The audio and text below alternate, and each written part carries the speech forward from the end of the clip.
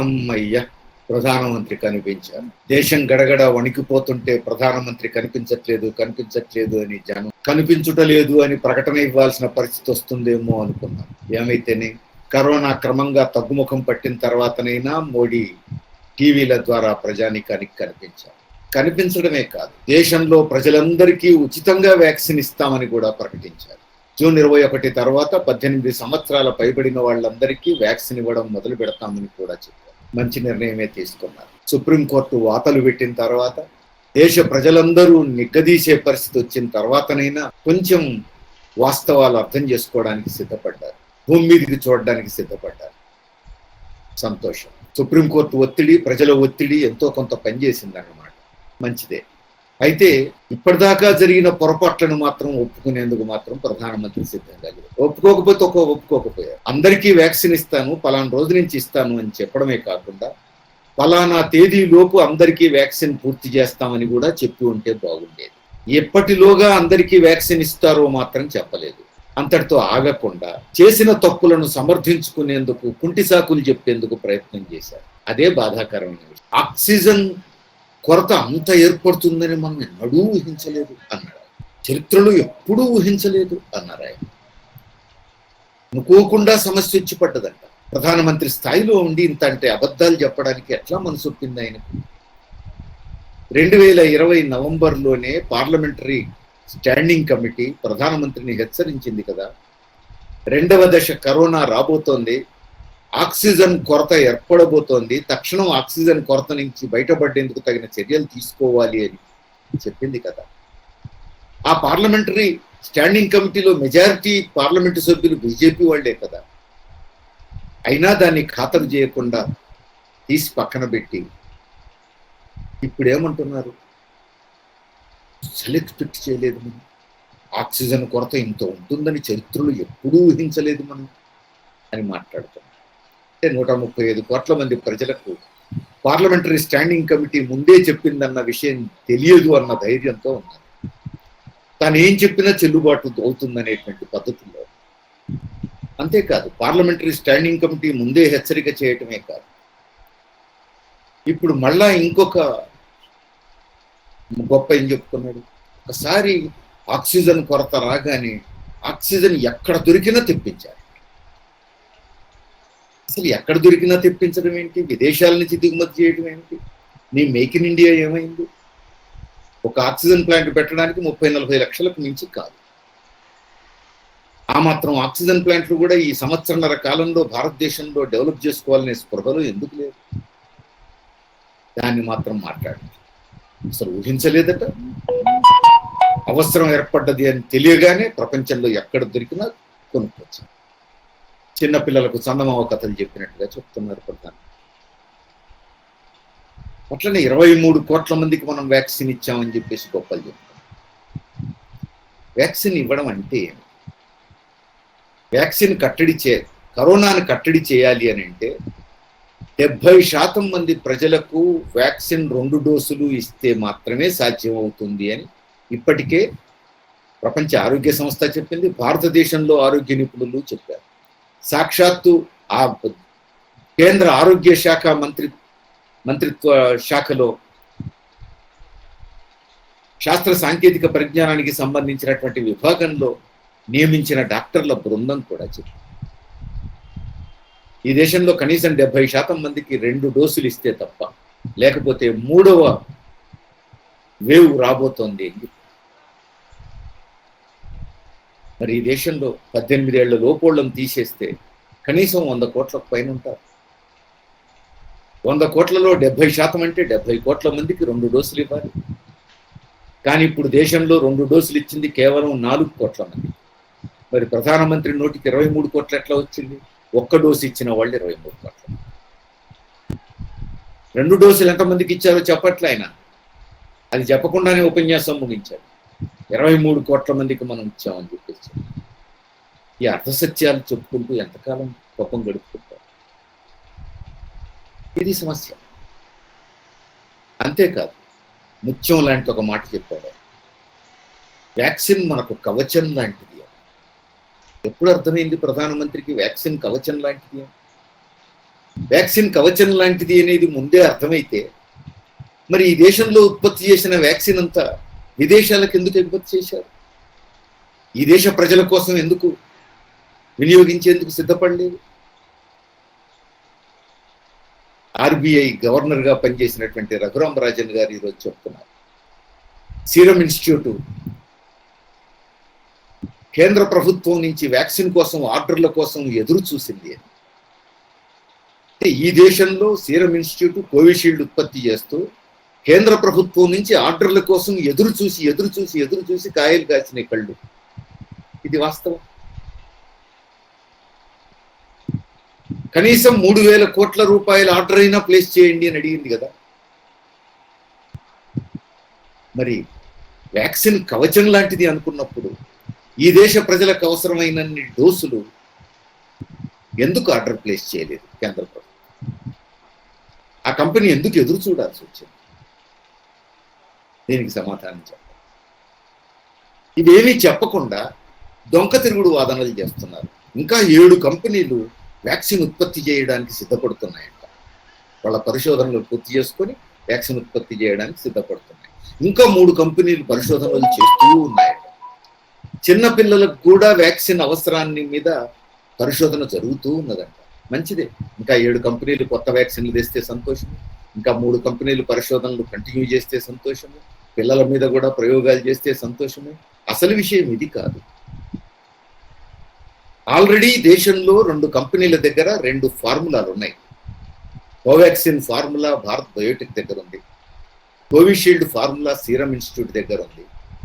ఈ 2 కంపెనీలకే గుత్తాధిపత్యం ఎందుకు ఇచ్చారు అనేది సమస్య.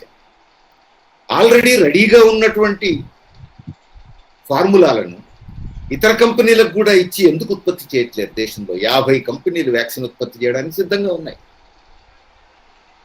కానీ మోడీ ప్రభుత్వం కేవలం 2 కంపెనీలకే చెరొక వ్యాక్సిన్ గుత్తాధిపత్యానికి ఇచ్చి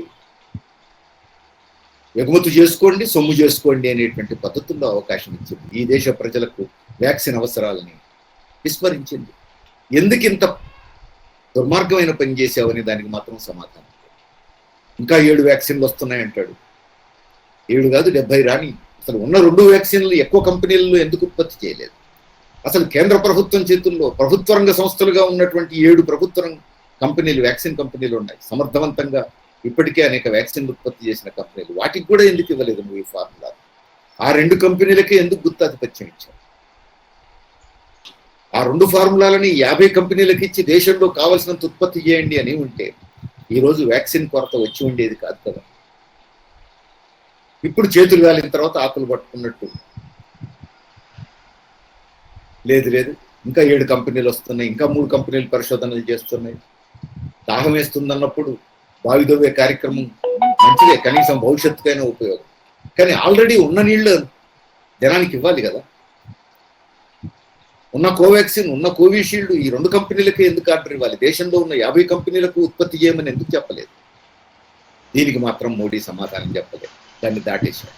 అంతేకాదు, రాష్ట్రాల బాధ్యత కూడా భుజానెత్తుకున్నారు. ఏమిటి రాష్ట్రాల బాధ్యత? ప్రజలందరికీ వ్యాక్సిన్ ఇచ్చే బాధ్యత రాష్ట్రాలదట. ఎవరు చెప్పారు? ఎప్పటి నుంచి రాష్ట్రాలది? మోడీ రాష్ట్రాల మీద తోసేశాడు. తోసేస్తే దిక్కు తోచక ఆయా రాష్ట్ర ప్రభుత్వాలు ఎవరి తిప్పలు వాళ్ళు పడుతున్నారు. ఇప్పుడు సుప్రీంకోర్టు మొట్టికాయలు వేసిన తర్వాత దానికి తోడు రాష్ట్ర ప్రభుత్వాలు ఆయా కంపెనీలకు టెండర్లు వేసి చర్చలకు పోదామని అంటే ఆ కంపెనీలు మేము రాష్ట్రాలతో మాట్లాడడం, కేంద్ర ప్రభుత్వంతో అయితేనే మాట్లాడతామని అన్న తర్వాత అసలు అనేక రాష్ట్ర ప్రభుత్వాలు మా దగ్గర డబ్బులే లేవు, మేము ఎక్కడి నుంచి తేవాలి, కేంద్రం ఇవ్వాలి అని చెప్పేసి కేంద్రం మీద ఒత్తిడి చేయటం మొదలుపెట్టిన తర్వాత ఈ దేశంలో ఉన్నటువంటి 16 రాజకీయ పార్టీలు ప్రధానమంత్రి మీద ఒత్తిడి చేసి నిలదీసిన తర్వాత ప్రజలు తన మద్దతుదారులు అనుకున్నోళ్ళు కూడా మోడీని తప్పుపట్టేటువంటి పరిస్థితి వచ్చిన తర్వాత ఇప్పుడు లేదు అందరికీ వ్యాక్సిన్ ఇచ్చే బాధ్యత నాదే అని చెప్పేసి ఒప్పుకున్నాడు గప్చుప్గా అందరికీ నేను ఇస్తాను అని చెప్పేసి చెప్పడం కాదు, రాష్ట్రాల బాధ్యతను కూడా తన భుజాన్ని ఎత్తుకున్నాడు. చరిత్రలో ఎప్పుడైనా వ్యాక్సిన్లు ఇచ్చే బాధ్యత రాష్ట్రాలకు ఉన్నదా? భారతదేశ చరిత్ర లేదు. ఇలాంటి మహమ్మారులు ఏమొచ్చినా టీకాలు ఇచ్చి దాన్ని కంట్రోల్ చేయాల్సి వచ్చినప్పుడల్లా కేంద్ర ప్రభుత్వం బాధ్యతగా తీసుకొని అందరికీ ఉచితంగా తప్పనిసరి వ్యాక్సిన్లు ఇచ్చింది. అది చరిత్ర. మొట్టమొదటిసారి రాష్ట్ర ప్రభుత్వాల మీద తోసేసింది మోడీ. ఆయన తోసేసి ఇప్పుడు రాష్ట్ర ప్రభుత్వాల బాధ్యత కూడా తన భుజాలను ఎత్తుకుంటుంది. అసలు ఇట్లాంటి మాటలు చెప్పుకోవడానికి ఎందుకు సిగ్గుపడరో మనకు అర్థం కాదు. కొన్ని భారతదేశ అనుభవం పక్కన పెడదాం, ప్రపంచ దేశాల అనుభవం ఏమిటి? ఏ దేశ అనుభవం చూసినా కేంద్ర ప్రభుత్వాలు బాధ్యత తీసుకొని ఇలాంటి మహమ్మారులను కంట్రోల్ చేస్తారు. ఇప్పుడు కరోనా విషయంలో కూడా ప్రపంచంలో దేశాలన్నీ కూడా కేంద్ర ప్రభుత్వాలే బాధ్యత తీసుకొని వ్యాక్సిన్ కొనుగోలు చేస్తున్నాయి, ప్రజలకు ఉచితంగా ఇస్తున్నాయి. అమెరికాలో కూడా అనేక రాష్ట్రాలు ఉన్నాయి. అమెరికా ప్రభుత్వం రాష్ట్రాల మీద తోసేలేదే. అమెరికా కేంద్ర ప్రభుత్వమే తమకు కావలసినటువంటి వ్యాక్సిన్ కోసం ఆర్డర్లు ప్లేస్ చేసింది. అంతా కొడితే 30 కోట్ల జనాభా లేరు అమెరికాలో. 126 కోట్ల డోసులు ఈరోజు వివిధ కంపెనీల నుంచి కొనుగోలు చేయడానికి ఒప్పందాలు చేసుకుంది అమెరికా. అనేక దేశాలు తమ జాగ్రత్తల్లో తాముంటే మోడీ ప్రభుత్వం మాత్రం ఉన్న 2 కంపెనీల ఉత్పత్తిని కూడా విదేశాలకు ఎగుమతి చేసి ఇప్పుడు భారతదేశంలో ప్రజలకు అందుబాటులో లేకుండా చేసి బాధ్యత రాష్ట్రాల మీద తోసేసి ఇప్పుడు అనివార్యమైన పరిస్థితుల్లో ముద్దాయిగా నిలబడవలసినటువంటి పరిస్థితి ఏర్పడినటువంటి స్థితిలో ఇప్పుడు అందరికీ ఇస్తానని ప్రకటించారు. ఇప్పుడు కూడా ఏ తేదీలోపు దేశంలో కనీసం 70 కోట్ల మందికి 2 డోసులు ఇస్తాము అనే మాట మాత్రం చెప్పలేదు. ఆ మాట చెప్పకుండా కరోనాని కట్టడి చేయటం కూడా అంత సులభం కాదు. ఎందుకంటే భారతదేశంలోనే కేంద్ర ప్రభుత్వం అధీనంలో ఉన్నటువంటి వైద్యుల బృందమే చెప్పింది, వెంటనే 70 కోట్ల మందికి 2 డోసుల వ్యాక్సిన్లు ఇవ్వకపోతే వచ్చే ఫిబ్రవరి మార్చి నుంచి 3వ వేవ్ రాబోతున్నది అని చెప్పేసి. మరి 3వ వేవ్ రాకుండా ఉండాలంటే 70 కోట్ల మందికి 2 డోసులు ఇవ్వాలి. ఈ లోపలే 2 డోసులు 70 కోట్ల మందికి ఇస్తాననే మాట మాత్రం ప్రధాని నోటి నుంచి రాలేదు. ఇప్పుడు ఇస్తున్నటువంటి వేగం చూస్తే నిపుణులు లెక్కేశారు. ఇప్పుడు ఇస్తున్నటువంటి వేగాన్ని ఇదే పద్ధతుల్లో కొనసాగిస్తే 2.5 సంవత్సరాలకు పైన పడుతుందట ఈ 70 కోట్ల మందికి 2 డోసులు ఇవ్వడానికి భారతదేశం.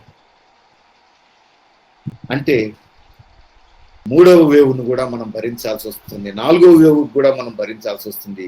దేశం ఇంకా ఎన్ని తిప్పలు పడాలో అర్థం కాదు అనేటువంటి పరిస్థితి ఈరోజు వైద్య రంగంలో నిపుణులు ఆందోళన వ్యక్తం చేస్తారు.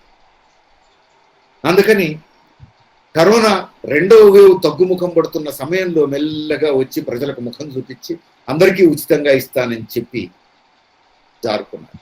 కానీ ఎప్పట్లోగా ఇస్తారనేది ఇప్పుడు చాలా కీలకం. కేంద్ర ప్రభుత్వం అధీనంలో ఉన్నటువంటి వైద్యుల బృందం చెప్పిన దాని ప్రకారమే ఈ 4-5 మాసాల్లో 70 కోట్ల మందికి 2 డోసులు ఇస్తే తప్ప 3rd వేవ్ మనకు రాకుండా చూసుకోగలము, లేకపోతే 3rd వేవ్ ప్రమాదం ఉన్నది.